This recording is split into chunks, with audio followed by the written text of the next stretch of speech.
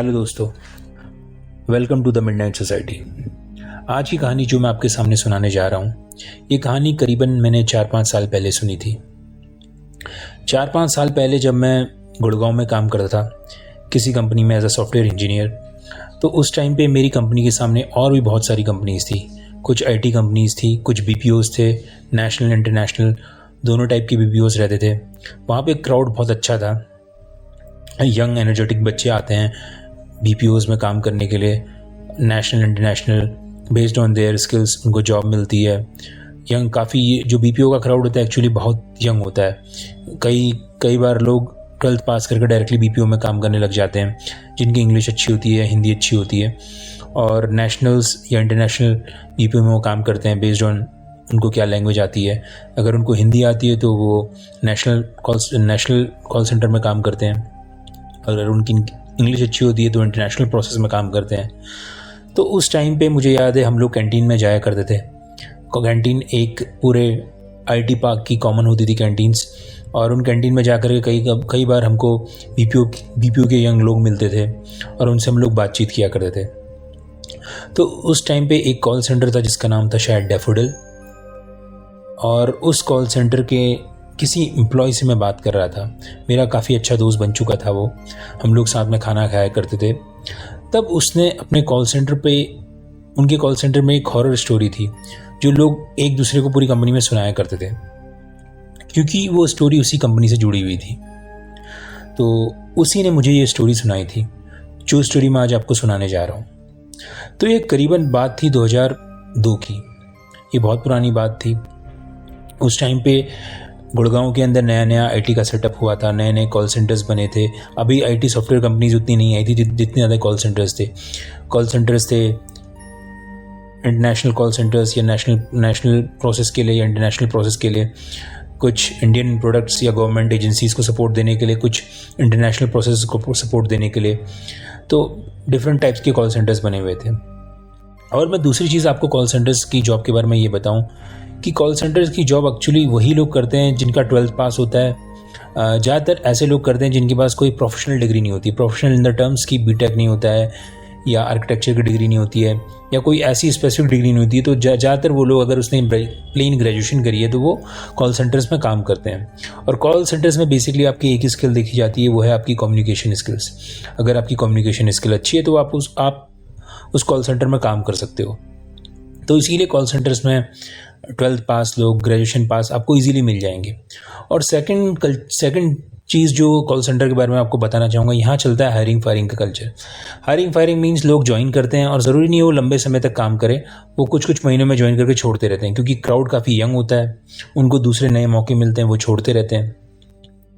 तो जो मैं आज आपको कहानी सुना रहा हूँ ये है 2004 की, जैसा मैंने बताया, तकरीबन 2004 की। एक लड़की उस कॉल सेंटर में अपना 12th पास करने के बाद उस कॉल सेंटर में काम करने के लिए आई। उसका नाम था सुनीता। सुनीता काम करने में बहुत अच्छी थी। उसकी जो इंग्लिश लैंग्वेज की कमांड थी वो बहुत अच्छी थी। बहुत अच्छी तरीके से वो यूएस के क्लाइंट्स को हैंडल करती थी। और जो उसका शिफ्ट था सुनीता का, वो था दिन के 12 बजे से लेकर के रात 10 बजे तक का। और वो बहुत अच्छे से यूएस के क्लाइंट्स को होल्ड करके रखती थी, उनकी क्वेरी रिजॉल्व करके रखती थी, बहुत अच्छा काम कर रही थी। और कंपनी में काफ़ी अच्छी रेपुटेशन बन गई उसकी उस कॉल सेंटर के अंदर, कि वो जल्दी से क्वेरी रिजॉल्व कर देती है और जल्दी से और भी बाकी सब काम करती है। तो ये सिलसिला चलता रहा। उसने करीबन 6-7 महीने 8 महीने का किया। और वो बाकी एम्प्लॉयज़ की तरह नहीं थी जो जल्दी से कॉल सेंटर ज्वाइन करते थे और छोड़ देते थे। खासकर उसकी उम्र वाले जो बच्चे थे 12th पास करने के बाद वो कॉल सेंटर ज्वाइन करते, कुछ महीने पैसे कमाते और फिर वो कॉल सेंटर छोड़ देते। लेकिन उसके साथ ऐसा नहीं था। उसकी जो फैमिली थी वो काफ़ी गरीब थी, तो इसीलिए उसे कॉल सेंटर में छोड़ने का कोई ऑप्शन नहीं था। इसीलिए वो अपने काम में अच्छी थी और अपना काम अच्छे ईमानदारी से किया करती थी। उसकी इंग्लिश काफ़ी अच्छी थी। तो उसी कॉल सेंटर में काम करते करते उसको 1 साल बाद, करीबन 2005 तक, उसको टीएल बना दिया गया। उसका काम इतना अच्छा था और उसके नीचे एक टीम आ गई। अब उसका काम बेसिकली ये होता था उन टीम मेंबर्स से फीडबैक लेना कि आपने आज कितनी कॉल की हैं, कितनी कॉल में आपने इश्यूज रिजॉल्व किए हैं, कितनी कॉल के इश्यूज पेंडिंग हैं। तो ये सब उसके काम हुआ करते थे और काम बहुत अच्छा कर रही थी सुनीता। अब उसी कॉल सेंटर में एक दूसरी लड़की ने ज्वाइन किया जिसका नाम था रूबी। रूबी भी एक टीम लीड थी और वो सुनीता को बहुत अच्छा मानती थी, बहुत अच्छे फ्रेंड्स थे। रूबी और सुनीता बहुत अच्छे फ्रेंड्स बन गए, दोनों सेम पोजीशन पे थे, टीम लीड थे। रूबी के पास भी अपनी एक टीम थी। और एक्चुअली इन कॉल सेंटर्स में ऐसा होता था कि टीम्स एक्चुअली फ्रिक्वेंटली शफल होती रहती थी और ऐसा कुछ ज़रूरी नहीं था कि आज सुनीता की टीम में जो मेंबर्स हैं वो कल को सेम रहेंगे, हो सकता है वो चेंज हो जाए। तो इस टाइप का जो बीपीओ का आर्किटेक्चर था इस टाइप का बना हुआ था कि कभी भी कोई भी टीम मेंबर्स चेंज हो सकते हैं। तो अब कुछ रूबी की शादी होने वाली थी। रूबी सुनीता से 2-3 साल बड़ी थी। तो रूबी ने ये सब चीज़ें सुनीता को बताई। सुनीता काफ़ी खुश हुई कि उसकी शादी होने वाली उसकी दोस्त रूबी की, और दोनों ने दिल्ली से इधर उधर बहुत अच्छी खासी शॉपिंग करी और सामान खरीदा। बहुत सारी चीज़ें उनने जो भी शादी में लड़कियां करती हैं वो सब किया। और उसके बाद रूबी हिमाचल की रहने वाली थी, वो हिमाचल चली गई अपनी शादी करने के लिए। और उसने बोला कि उसे 1 महीने का ब्रेक चाहिए। अपनी कंपनी में बात करी तो कंपनी वालों ने मना कर दिया। कंपनी वालों ने बोला कि नहीं, हम आपको ब्रेक नहीं दे सकते, 1 महीने का हम आपको नहीं दे सकते। तो बेसिकली तय हुआ कि अब रूबी की शादी होने वाली है, तो रूबी ने बोला कि मैं कंपनी छोड़ दूंगी। तो अब रूबी की कंपनी छोड़ने के बाद सुनीता ने उससे मिली, उसका एक दिन फेयरवेल हुआ रूबी का, उसने कंपनी छोड़ दी।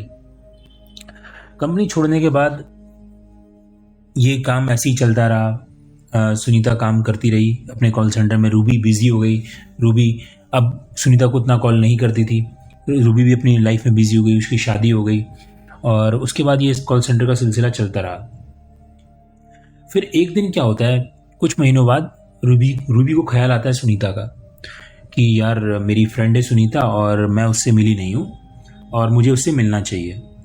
और क्या कहते हैं, मुझे उससे मिलना चाहिए, मैं उससे मिलने के लिए जाती हूँ। और वो सीधा चली जाती है दिल्ली। उसके पास कुछ और भी काम थे घर के, तो इसीलिए वो दिल्ली चली जाती है और दिल्ली में जा कर के वो सुनीता को कॉल करती है और उसको सरप्राइज़ देने का सोचती है कि मैं सुनीता को सरप्राइज़ दूंगी कि मैं यहाँ दिल्ली में हूँ और आके मुझसे मिल। लेकिन होता वही है कि सुनीता के नंबर में ना कोई कॉल लगे ना कोई जवाब आए। तो अब उसको बहुत अजीब लगता है कि ऐसा कैसे हो गया कि सुनीता का कॉल भी नहीं लग रहा और ना कोई जवाब दे रहा है। तब उसको लगता है कि चलो मैं एक काम करती हूँ, सुनीता के घर ही चलती हूँ और उसको सरप्राइज़ दूंगी। तो वो सुनीता के घर चली जाती है। सुनीता का घर गुड़गांव में था। गुड़गांव में उसने एक 1 BHK का रूम ले रखा था जिसमें सुनीता रहती थी खुद। तो रूबी जाती है उसके घर में, उसके दरवाज़ा खटखटाती है। बाहर मकान मालिक रहते थे, नीचे मकान मालिक रहते थे, ऊपर रूबी का कमरा था 1 BHK का। वो दरवाज़ा खटखटाती है बाहर से, मकान मालिक आते हैं। मकान मालिक आकर के चौंकते हैं क्योंकि पहले रूबी कभी उस घर में आई नहीं थी। बस जब वो आपस में बाहर आते जाते थे तब सुनीता ने अपना घर दिखा रखा था कि ये मेरा घर है, कभी वो अंदर नहीं आई थी। तो मकान मालिक उनको जानते नहीं थे, रूबी को। तो अब रूबी ने मकान मालिक से पूछा कि मेरी दोस्त सुनीता आपके ऊपर वाले कमरे में रहती है और आप उसको बुला देंगे, मुझे उससे मिलना है। तो मकान मालिक ने उसकी तरफ देखा, मकान मालिक चौंके। तो उनको बड़ा अजीब लगा मकान मालिक को कि ये क्या बात कर रही है। सुनीता को अजीब लगा कि रूबी को अजीब लगा ये ऐसा क्यों कर रहे हैं। तो रूबी ने पूछा कि क्या हुआ, आप इतना चौंक क्यों गए। तो उनने बताया कि तुमको पता नहीं क्या। तो रूबी ने बोला क्या, मुझे तो कुछ नहीं पता क्या हुआ। तो मकान मालिक ने बताया कि सुनीता की तो करीबन 1 मंथ पहले डेथ हो गई है। वो क्रॉस कर रही थी रोड, रेलवे फाटक के पास वो रोड क्रॉस कर रही थी और ट्रेन से आकर के कुचल के उसकी मौत हो गई। तो रूबी बड़े शौक में आ गई कि ये कब हुआ और उसे पता भी नहीं चला और वो बहुत ज़्यादा शौक में आ गई और क्या कहते हैं कुछ समझ नहीं पाई और उसके आंख से आंसू निकलने लगे। अब धीरे धीरे वो उसके मकान मालिक से बात करने के बाद वो वापस चली गई, वो कुछ सोच ही नहीं पाई। तभी उसको याद आया कि अरे यार ये सब हो गया है और सुनीता ने मुझे बताया भी नहीं। तो उसने सोचा कि मैं कॉल सेंटर में बात करती हूँ। उसने कॉल सेंटर में कॉल मिलाया। कॉल सेंटर में कुछ उनके टीम मेंबर्स थे, उनसे बात करी, उनसे पूछा कि कॉल सेंटर में सब ठीक चल रहा है। मेंबर्स ने कहा हाँ मैडम बिल्कुल सही चल रहा है, बढ़िया चल रहा है। और फिर क्या कहते हैं रूबी को अजीब लगा कि ये लोग ऐसा क्यों बोल रहे हैं कि सब बढ़िया चल रहा है।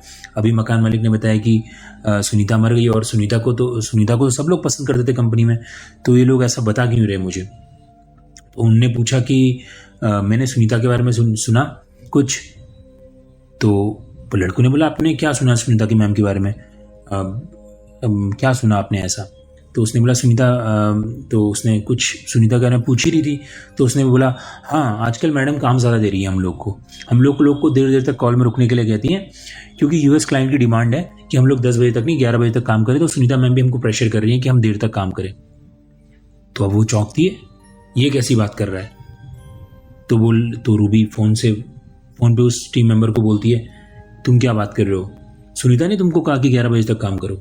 वहाँ से टीम मेंबर बोलते हैं हाँ बिल्कुल, सुनीता मैम हमको कहती हैं कि 11 बजे तक काम करो, हमारा 10 बजे तक का शिफ्ट, हमको 1 घंटा रोकती हैं और हमको बोलती हैं कि अगर तुम इस क्लाइंट से अच्छे से काम कर दोगे तो तुम्हारा प्रमोशन कर दूंगी। तो उसको बात अजीब लगती है, उसको लगता है कि बच्चे तो बोल रहे हैं कि सुनीता मैम काम कर रही हैं और मकान मालिक बोल रहा है कि सुनीता 1 महीने पहले ट्रेन एक्सीडेंट में मारी गई जब वो क्रॉस कर रही थी ट्रेन का फाटक को। तो उसको बड़ा अजीब लगता है, उसको लगता है कि ये शाले पागल हो चुके हैं, मकान मालिक से क्या पता कुछ झगड़ा वगड़ा हुआ हो इसलिए बना कर दिया हो। तो अब इस टाइप की बातें होती हैं। अब इस टाइप की बात होने के बाद अब वो सीधा पहुंच जाती है कॉल सेंटर में बात करती है। उस टाइम सुबह के 11-12 बज रहे थे। तो कॉल सेंटर में आती है वो और कॉल सेंटर वाले अपने स्टाफ से बात करती है कि क्या हुआ। तो स्टाफ बोलता है कि सब नॉर्मल चल रहा है। तो बोला सुनीता कब आएगी? बोला सुनीता मैम की तो 12 बजे की शिफ्ट है, वो 12 बजे आएंगी। उसने बोला ठीक है, मैं उसका इंतज़ार करूँगी। तो उनने बोला ठीक है, और तब तक वो सोचती है मैं इंतज़ार क्या करूँगी, वो सुनीता का नंबर ढूंढ रही होती है रजिस्टर में। तो उसको रजिस्टर में सुनीता का नंबर वही नंबर दिखता है जो उसके पास था, जो स्विच ऑफ आ रहा था।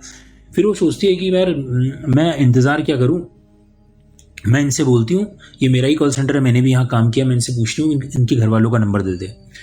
तो वो अब उनसे बोलती है कि मुझे सुनीता के घर वालों का नंबर चाहिए और अभी मुझे कुछ अर्जेंटली उससे बात करनी है। तो ऑफिस वाले भी रूबी को जानते थे, वो निकाल करके सुनीता के घर वालों का नंबर दे देते हैं कि ये नंबर आप ले लीजिए और मैडम तो शायद 1-2 घंटे बाद आती हैं। उसने बोला ठीक है। अब उसने फ़ोन मिलाया, फ़ोन में बात करी, उसकी माँ ने फ़ोन उठाया, उसकी माँ से पूछा आप कैसी हैं? तो माँ ने रूखा सूखा जवाब दिया बेटा ठीक है, काम चल रहा है। तो उसने बताया कि मैं इस कॉल सेंटर से बोल रही हूँ और रूबी अभी तक आई नहीं। तो वहाँ से माँ बोल रही है अरे बेटा अब वो कहाँ आएगी? तो उसको अजीब लगा रूबी को सुन के कि ऐसा क्यों बोल रही है कि वो अब कब आएगी। तो फिर वही कहानी हो गई। माँ ने वहाँ से बताया उसकी तो मौत हो गई एक महीने पहले ट्रेन के फाटक से कट के। तो उसको अजीब लगा, उसने ये बात ऑफिस वालों को बताई कि इसकी माँ तो कह रही है वो, लेकिन उसने कहा, ऑफिस वालों ने कहा नहीं वो तो रोज 12 बजे आती है। तो वो चौंक गई, उसने बोला मैं आज देखूंगी उसको। लेकिन उस दिन कुछ अजीब हुआ। उस दिन वो 12 बजे रूबी ने उसका वेट किया, वो नहीं आई और सब लोग शॉक में आ गए कि ये हुआ क्या।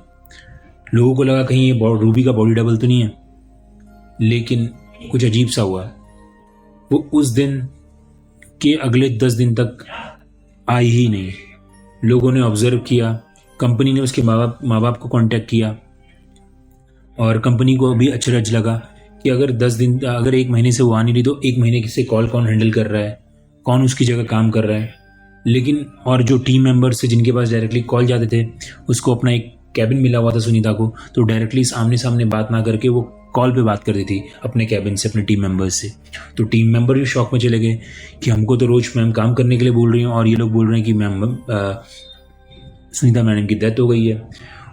कंपनी ने उसके परिवार वालों को भी गुड़गांव बुलाया, परिवार वालों ने भी कंफर्म किया उसकी मौत हो गई है। उसकी फ़ोटोज़ वगैरह ये दिखाई जो पुलिस ने उनको डेड बॉडी की दी थी।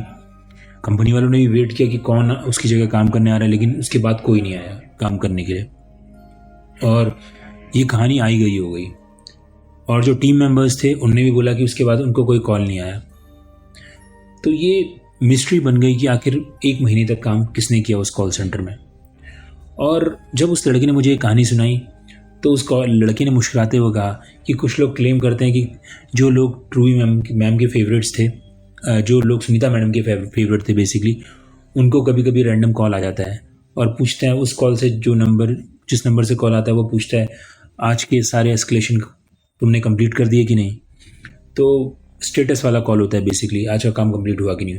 तो लोग बोलते हैं कि जो सुनीता मैम के फेवरेट टीम मेंबर्स हैं उनको अभी भी कभी कभार रैंडम कॉल आ जाते हैं। कुछ सालों बाद तक आए थे कॉल, रैंडम कॉल्स। तो आज की कहानी यही थी द मिडनाइट सोसाइटी में। तो ये कहानी गुड़गांव में काफ़ी फेमस है, लोग एक दूसरे को काफ़ी सुनाते हैं। और ये डैफोडिल कॉल सेंटर की बात है, करीबन 2004 की घटना है। बोलते हैं कि एक महीने तक पता नहीं वो किसने काम किया, किसी को पता नहीं चला। शायद रूबी की आत्मा थी या बॉडी डबल, किसी को कुछ पता नहीं। और बोलते हैं कि 1 साल के अंदर तक कभी कभी रैंडम टीम मेंबर्स को सुनीता के कॉल आते रहते थे। तो ये कोई नहीं जानता कि 1 महीने तक सुनीता ने काम किया भी कि नहीं, और क्या पता वो साल भर तक करती, वो काम आगे भी करती। ये सब जो पैटर्न ब्रेक किया वो उसकी फ्रेंड रूबी ने किया। और उसके बाद कंपनी ने घर वालों को भी काफ़ी मुआवजा दिया कि आपकी बेटी ने मरने के बावजूद 1 महीने तक हमारी कंपनी में काम किया। तो उसके बाद कंपनी ने भी काफ़ी मुआवजा दिया उसके परिवार को। और परिवार वाले भी लोग भोले वाले लोग थे, उनको भी इतना पता नहीं था कि वो कौन सी कंपनी में काम करती है, तो जाके वो कंपनी वालों को बताते। तो इस वजह से ये कहानी जो है काफ़ी सुनाई जाती है गुड़गांव में। अगर आप स्पेशली कॉल सेंटर्स में काम करते होंगे तो आपने ये कहानी पक्का सुनी होगी। तो that's all for today. Next कहानी का आप वेट करिए।